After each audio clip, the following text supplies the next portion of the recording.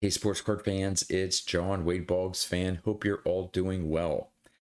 With Pete Rose and Shoeless Joe Jackson recently being unbanned from baseball, they now potentially could be elected to the Hall of Fame.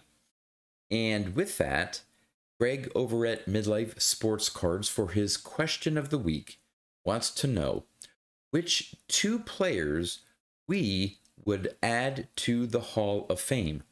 But in doing so, we would have to remove two players from the Hall of Fame.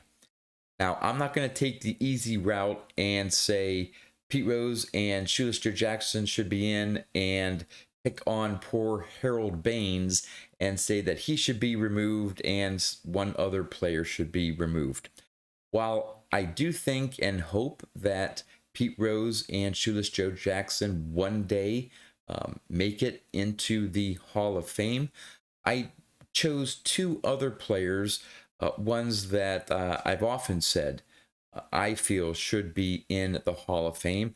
There are a lot of proponents of these two players, but they just haven't received enough votes yet to get into the Hall of Fame. They would both have to be veteran committee picks. And then I'll go into who I think should be removed from the Hall of Fame. So the first player that I would add to the Hall of Fame is Thurman Munson. I'm going to go over some of his stats or sort of selling points on why he should be in the Hall of Fame. All right, so Thurman Munson was a Rookie of the Year. He had one MVP award, 7-time All-Star, 2 times World Series champ, and a 3-time Gold Glove winner.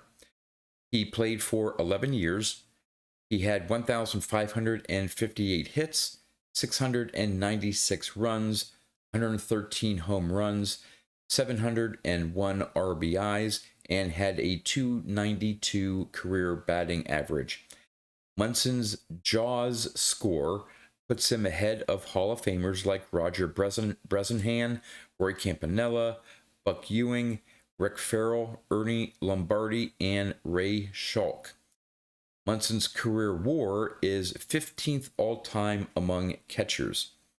His WAR 7, which is, I guess, the WAR over his best 7 years, is 8th all-time among catchers, tied with Yogi Berra, and exceeding the average for Hall of Fame catchers. Munson had a 120 OPS plus in 5 different seasons, including a career-high 141 in 1973. He is also 4th best in WAR per 162 games and one of only 5 American League catchers to have 9 consecutive years of OPS above league average, with all other such catchers being Hall of Famers. And finally, which is not a stat, but I think it goes to show his leadership on the field, he was elected Yankees captain in 1976. Now, there have been 16 Yankees captains throughout history. 8 of them are in the Hall of Fame. So it does say something about the player that has chosen to be the captain for the Yankees. Now, for my second pick, I'm going to go with Dwight Evans. Now, here's some of Dwight Evans' stats and reasons why he should be considered. He was a 3-time All-Star, a 2-time Silver Slugger, and an 8-time Gold Glove winner. In his career, he had 2,446 hits, 1,470 runs, 385 home runs, 1,384 RBIs, and had a career batting average of .272. Evans' career WAR is higher than that of several Hall of Fame right fielders, including Dave Winfield and Vladimir Guerrero. Evans is often compared to Hall of Famers like Al Kaline, Roberto Clemente, and Dave Winfield. While Winfield had better longevity, Evans had a higher WAR. And finally, Evans's 8 gold gloves is tied for the most won by an outfielder. So, with those two being elected, which two would I remove? Again, I'm not going to pick on Harold Baines. About 3 years ago, I did a video on my channel in which I showed off a strip card from 1923, I believe, of Frankie Frisch, a Hall of Famer, that Dave Blue Jacket 66 gave to me.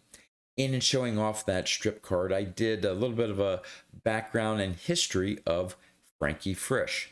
And I remember that he was influential in the Hall of Fame Veterans Committee and helped to get some of his former teammates elected into the Hall of Fame, some of which, from a historical basis and some historians of the game, may not quite have been worthy enough, but because of Frank Frisch's influence on the Veterans Committee, they got elected. So I'm going to go over here with some notes here about Frankie Frisch, his influence, and some of the players that he got elected.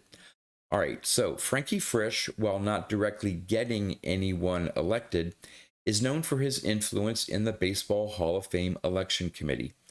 He was a strong advocate for former teammates, and it's believed he helped guide the election of several players who might not have otherwise been selected. These players include Jesse Haynes, Dave Bancroft, Chick Hafey, Rube Marquard, Ross Youngs, and George Kelly. Critics have argued that some of these selections were influenced more by Frisch's relationship with them than by their purely statistical accomplishments. Frisch was able to honor the memories of some of his teammates when he joined the Hall of Fame Veterans Committee in 1967. The outspoken, persuasive Frisch became a leader on the committee and sponsored 6 old Giants and Cardinals into the Hall. They included his double-play partner Dave Bancroft, Giants first baseman George Kelly, and St. Louis pitcher Jesse Haynes. Some baseball historians have judged them to be among the least deserving players ever selected. After Frisch's death, several of his teammates, including Jim Bottomley, Freddie Lindstrom, and Travis Jackson, were elected to the Hall of Fame, further highlighting his influence and the committee's potential bias. So, of the named players there, I would choose 2 of the following 3 players. Now, I didn't go into the background of these 3 players, look at their stats, compare them, and all that stuff. So I'll sort of take the easy way out and say 2 of the following players: Dave Bancroft, George Kelly, and Jesse Haynes. So there you go, Greg. The 2 players that I would add to the Hall of Fame, Thurman Munson and Dwight Evans, and remove 2 of the following 3 players: Dave Bancroft, George Kelly, and Jesse Haynes. So would love to know in the comments what you think about my choices, and maybe throw in whether you think Pete Rose and Shoeless Joe Jackson should or would eventually get into the Hall of Fame. And with that, that's all I have for you. So until next time, thanks for watching.